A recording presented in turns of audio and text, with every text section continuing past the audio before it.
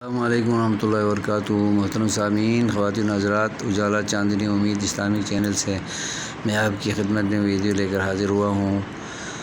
اللہ تبارک و تعالی نے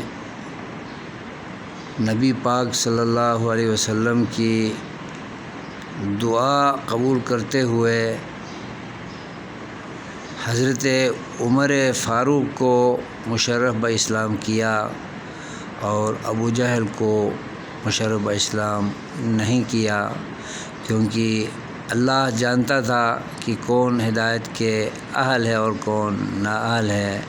اللہ چاہتا تو دونوں کو مشرف باسلام کر سکتا تھا، لیکن ایسا نہیں کیا۔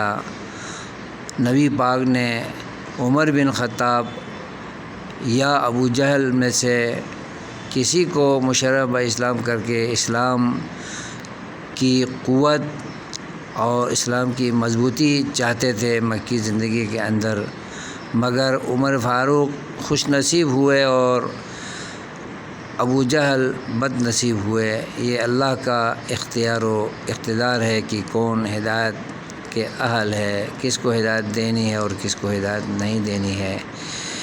مکے کے سرداروں میں سے ابو لہب ہدایت سے محروم ہوا، اس کے بیٹے ہدایت سے محروم ہوئے اور دیگر کتنے بد نصیب ہدایت سے محروم ہوئے، لیکن ابو سفیان اور ان کے بیٹے امیر معاویہ اور ان کی ابو سفیان کی بیٹی ام حبیبہ رضی اللہ عنہم کو اللہ نے ہدایت سے مشرف کیا، ہدایت سے آراستہ کیا۔